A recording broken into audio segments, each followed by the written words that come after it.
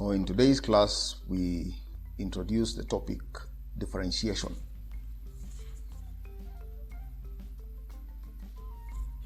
So what is differentiation? We can think of it as a study of rates of change, how fast or how slow things are changing. And this becomes especially useful when the rates of change are not constant, right? So this differentiation belongs to a branch of mathematics that is called calculus, and calculus was invented, or rather developed by Isaac Newton and Leibniz in the 17th century. So we will now take a look at some applications of differentiation that will motivate us to see why differentiation is necessary, or why it is important to study differentiation. So the first example we look at is velocity and acceleration. The example we consider here is aeroplanes, and in aeronautics, the engineers are interested in the right velocity for takeoff. How fast should the plane be moving before it takes off into the air? They're interested in the best design they can get for efficient fuel consumption and stability while in the air.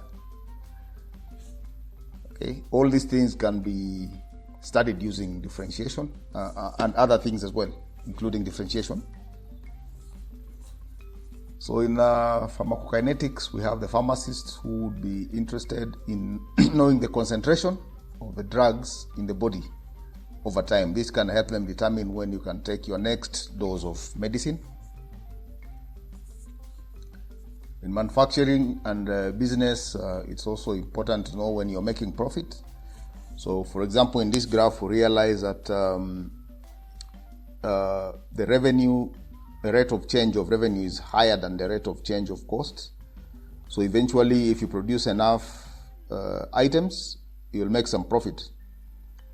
This point where the blue line intersects with the dotted line is a point where the revenue is equal to the cost. So you're just making as much as you are spending, but once you go beyond that, you start making profit. So you can see the profit curve goes above the x-axis at this point. So at that point, you start making profit.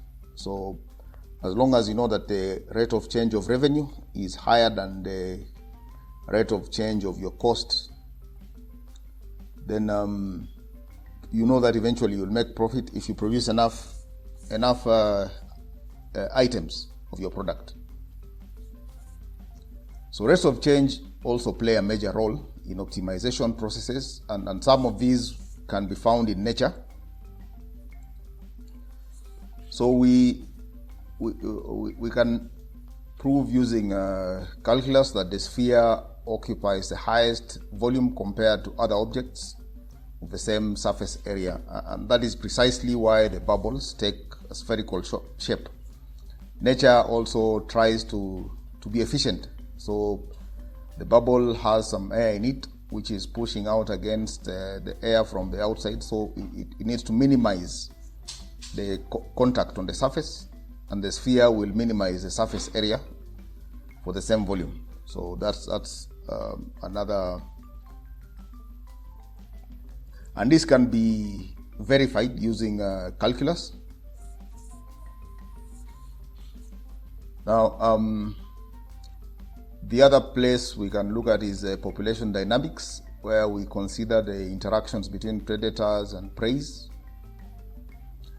So in this example, we see the graph of the population of wolves and rabbits. And you can see when the population of the rabbits is going up, that of the wolves is also going up. But when the wolves become many, they start eating more of the rabbits, and now the rate is going down, keeps going down. And when the rabbits are too few, also the wolves don't have enough to eat, and their population also goes down. So differentiation can help us to study all this. So we can also use this to study human population growth as well. And this is good for planning for the government. So the big question is, how do we measure the rate of change? So we can measure the rate of change using the gradient of a curve. When we look at a straight line, the gradient is constant at each point and is quite easy to compute. So it doesn't change as you move along. But for a curve, the gradient changes at every point. Every different point will have a different gradient as you move along. And the task at hand here is to measure. How do we measure this gradient as it changes along the curve? So the gradient of a curve at a point is given by the gradient of the tangent to the curve at that point. We can estimate the gradient to a curve at a point by drawing the tangent line using a straight edge. So the gradient of a curve at a point gives the instantaneous rate of change of the curve at that point. So let's look at some animation. We look at some animation which will show us how the gradient changes on a curve. Then we'll be back to the slides again.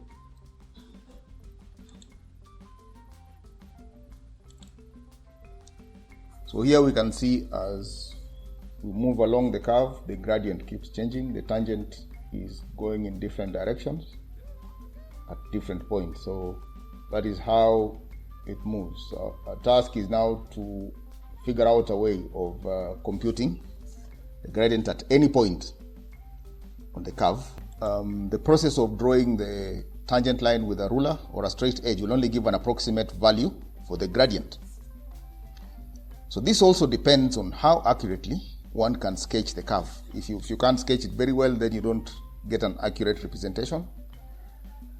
So it's important that we have some techniques that can compute the gradient at any point accurately without having to draw the curve. So we will look at a simpler concept of the average rate of change, which will eventually lead us to the gradient at any point on the curve.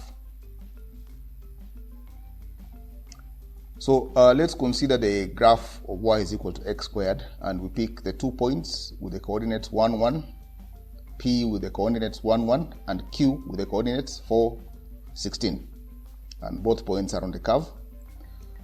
So we define the average rate of change between the 2 points, x is equal to 1 and x is equal to 4, as the gradient of the line that passes through the 2 points, p and q. So that gives us the average rate of change.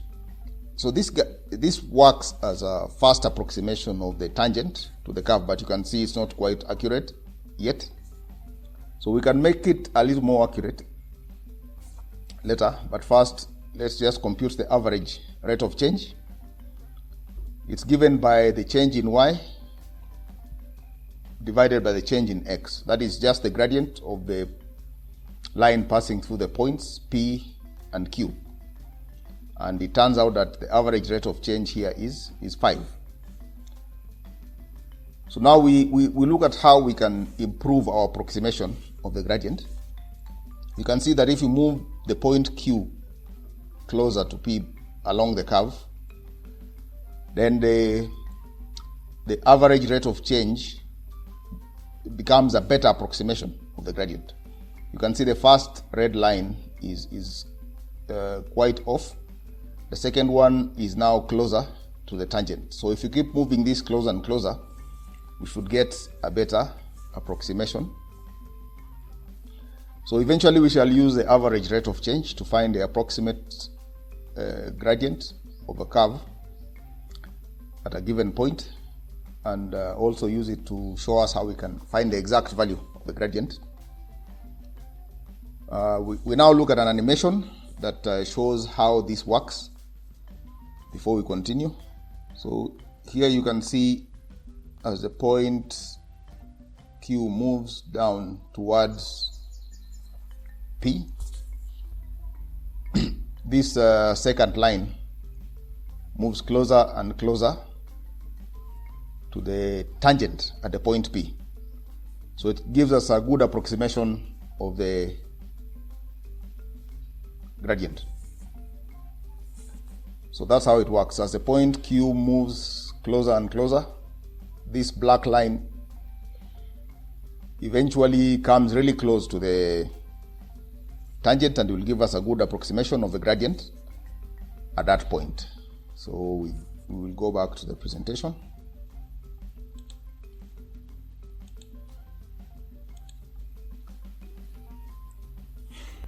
We'll consider this line segment PQ where on this same curve y is equal to x squared. P is fixed as a point 1, 1, and we start Q at the point 416 and we move it steadily towards the point P. And every time we move the point Q, we compute a new average rate of change, which gives a better approximation of the gradient of the curve at the point P. And we record this at every point. So we put this information in this table. So the first column shows the different points Q as they move closer and closer to the point 1, 1.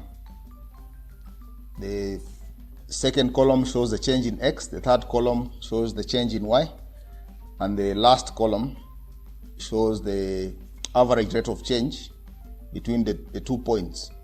One in the first row maybe between the points 1 and 4, and in the last it will be between the points 1, x is equal to 1, and x is equal to 1.0001. So we notice something here, that as Q approaches P, when Q gets closer and closer to P, the gradient seems to stabilize at 2, right? So we can make a guess that maybe the gradient is actually 2 at the point P. So we can now consider the gradient at a general point, because previously we look at a specific point. What if we want to compute the gradient at any point on the curve? So again, we will use the graph of y is equal to x squared. So we observe that any point on the curve can be written as x and x squared, because the y coordinate will be equal to the square of the x coordinate. So any point on the curve will be possible to write them in that form. So we consider another point Q on the curve, which is a little to the right of a point P, so a small distance h to the right of P. So the coordinates now of this new point will be x plus h as the x coordinate, and the y coordinate will be square of the x coordinate, so it will be x plus h bracket squared. Now the gradient of the line through the points P and Q will be given by this, the change in x over the change in y. So we get the difference between the y coordinates and divide that by the difference between the x coordinates. And after some simplification, we can see that we end up with the final value of 2x plus h. So maybe it's a good idea to get your pen and paper and try to go through this calculation on your own and confirm that indeed you will get this as your 2x plus h as your final value. So now when Q is very close to P, the value of h is very small, right? And can be ignored in this expression, 2x plus h. Remember, 2x plus h was the gradient from the point P to Q. But when h is very small, then we know that the line through PQ is a good approximation of the gradient at the point P. And therefore, we can ignore this h and just take the gradient at the point xy to be equal to 2x. So therefore, at any point xy on the curve y is equal to x squared, we give the gradient as 2x. So in this table, we compute the gradients on the curve y is equal to x squared at different points. So at the point 1, 1, we will compute it as 2x. So we simply multiply the x value by 2, and we get 2 times 1 is 2. We do this throughout, and at 4, 16, the gradient will be 2 times 4, which is equal to 8. So this is how we're able to compute the gradient at any point.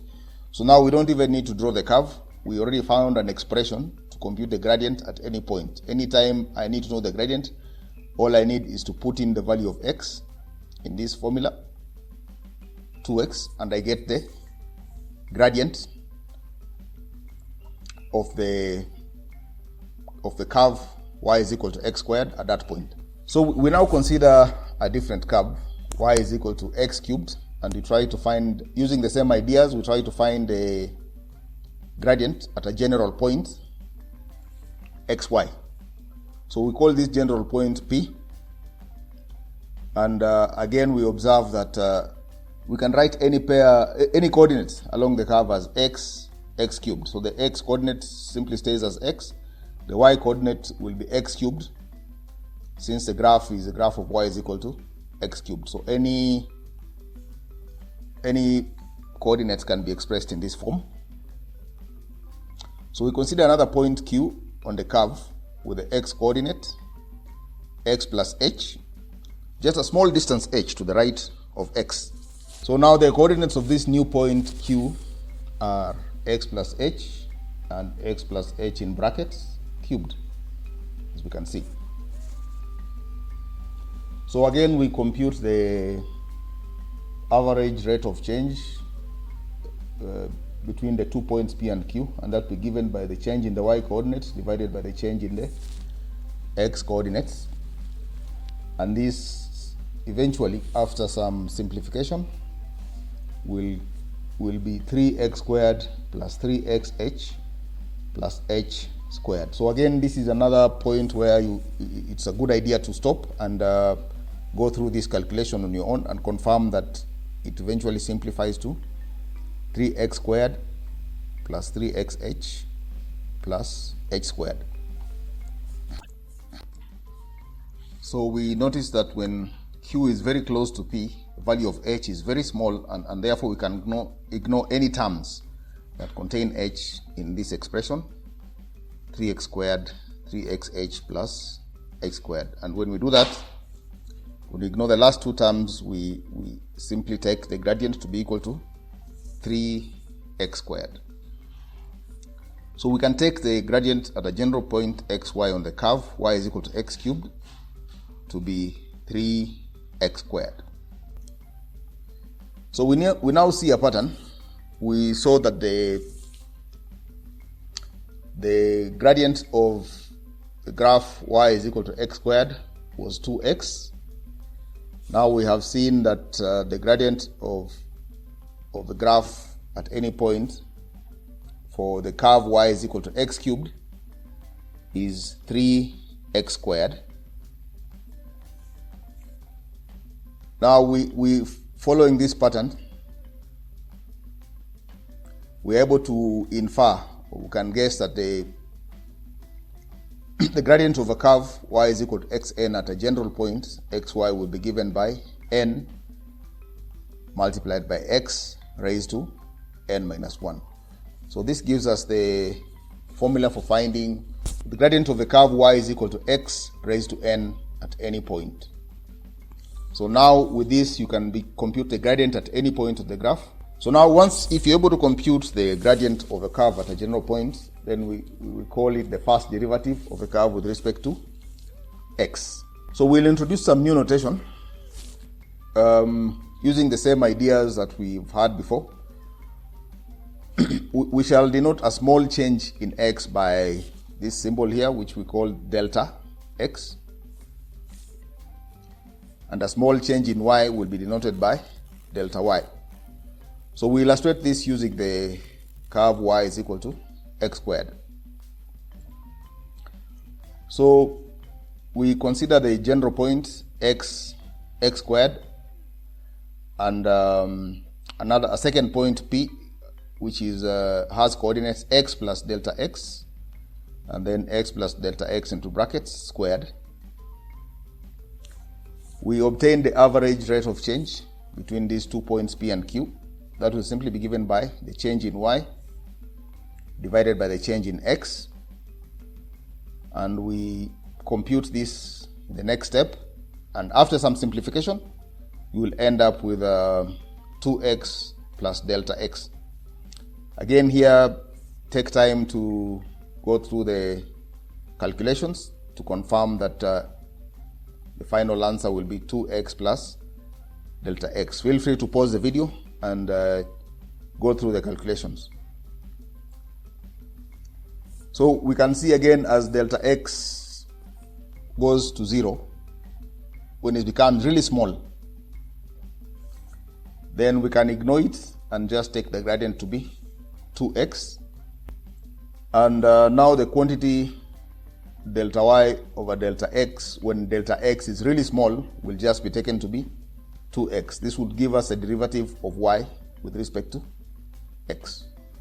So we denote the derivative of y with respect to x by dy over dx. So for example, for the curve y is equal to x squared, we can write dy over dx is equal to 2x. And in general, for the curve y is equal to x raised to n, based on our guess, the pattern that we observed, we write dy over dx will be equal to n multiplied by x raised to n minus 1. So the process of finding the derivative of a function is called differentiation. So we have learned how to find the derivative of the curve y is equal to x raised to n. So in the next class, we shall discuss how to differentiate multiples of the curve y is equal to xn,